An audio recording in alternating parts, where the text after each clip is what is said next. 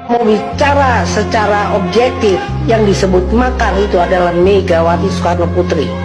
Ketika Gus Dur memerintah, Gus Dur sudah mengatakan memilih Khairuddin Ismail sebagai Kapolri, tapi Mega melakukan insubordinasi pembangunan terhadap presiden.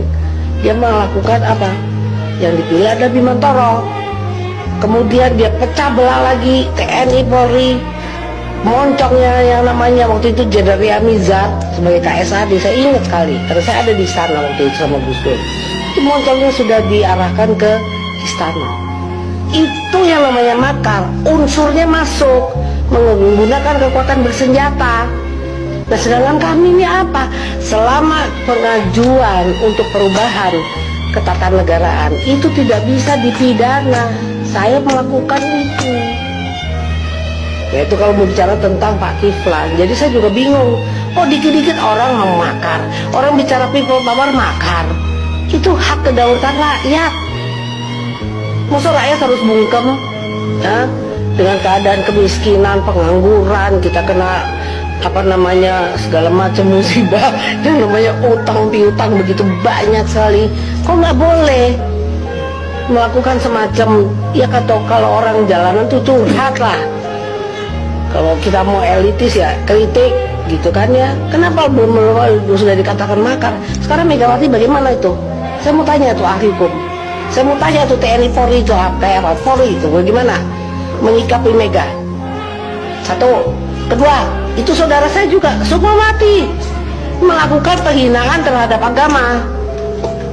Kenapa dia nggak diproses? Tahu-tahu udah di SP berapa? SP 3. Coba mana keadilannya? Mana keadilan di dalam bidang hukum ini? Terutama ini Polri ini. Dua loh ini. Ini kebetulan saudara saya semua. Itu pertanyaan saya, tolong dijawab itu. Siapa yang berwenang di sini? Presiden boleh, TB1 juga boleh. Tapi jawab itu. Itu Megawati bagaimana tuh? Kemudian Sukmawati bisa di SP3. Sedangkan saya selama di dalam pasal berapa tuh? 107 teman. Mengajukan untuk perubahan ketatanegaraan itu tidak bisa dipidana. Ayat berapa itu disebut? Kok belum saya tahun 2016 saya juga komplain sebetulnya. Makanya saya heran kalau orang-orang teman-teman ada yang dibilang dituduh makar, ini kok gampang banget. Sementara di depan mata tuh Megawati melakukan makar itu terhadap Gus Dur itu. Dari sejak awal 12 dosa yang saya coba rangkum. Terutama waktu dia menandatangani amandemen konstitusi kita, penjualan BUMN, banyak lagi itu. Saya lupa ya, tapi saya ingat ada 12 poin itu saya ingat. Tapi nggak diapa-apain. Nah ini mana keadilan hukumnya di sini kemana? Kalau orang kesana berteriak mengenai kita harus jurdil, itu hak negara dong, hak warga negara dong. Katanya kita negara hukum. Tapi kalau kita bicara tentang bagaimana ketidakadilan hukum langsung dituduh makar. Tapi itulah, ini peluang masuknya ideologi lain. Jadi jangan bicara Megawati tentang Pancasila. Ketidakadilan, kemiskinan, pengangguran dan lagi sebagainya. Dan ini adalah buah daripada amandemen menjadi demokrasi kita liberal kapitalistik nih. Ini nggak sesuai dengan ajarannya Bung Karno. Bahwa dia sadar gitu, makanya saya bilang itu biang kerusuhannya itu Mega. Dan ini membuka peluang komunisme tumbuh subur. Ketidakadilan, kemiskinan itu ladang subur.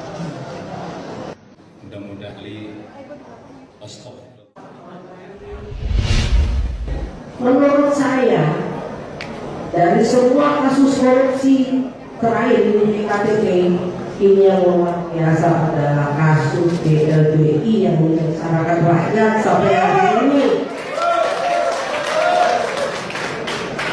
Andai kata nanti kita dapat pemimpin yang amanah, ya, pemimpin yang betul-betul jujur, adil, dan sebut amanah.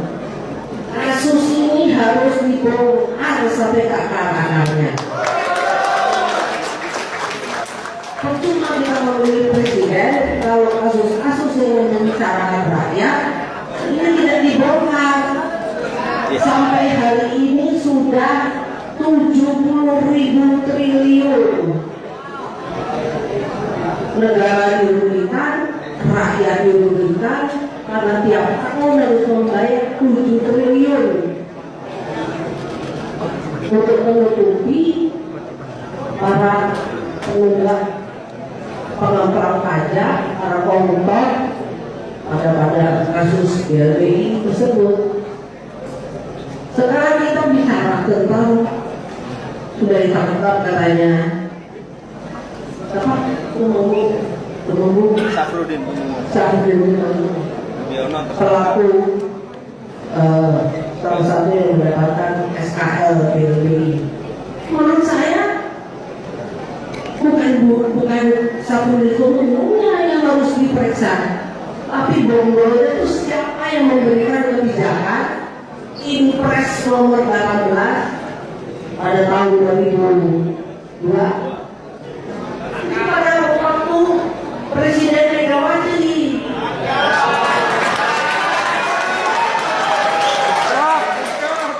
A few moments later. Ada yang mengail di air keruh. Ini demonstrasi, saya ingin anak-anak kita, bro, memahami ini. Kalau toh berhasil merubah sesuatu, ini akan memakan anak-anaknya sendiri. Karena kalau revolusi itu pasti korbannya anak-anaknya sendiri. Dan yang akan nunggangin itu orang yang tidak ikut apa-apa. Ini namanya mengayal di air keruh. Sekarang gini, bro, waktu almarhum korban sudah meninggal, kalau yang datang polisi sama Brimob, oke lah. Tapi ada orang yang datang, dia apa hubungannya ya? Politisi. Jadi itu saya lihat udah mulai ada yang mau memancing di air keruh. Itu yang paling lihat. Itu kan kita lihat di TV lu, kok saya lihatnya apa hubungannya ya orang ini? Kok datang? Lah, padahal kan yang mestinya datang minta maaf kan udah ya polisi, presiden minta maaf, itu memang harus tuntutan penuhi itu secara moral yes. Tapi kalau datang orang kecil dulu apa hubungannya lu? Nah ini kan ada gejala memancing di air keruh dan itu selalu terjadi di setiap revolusi.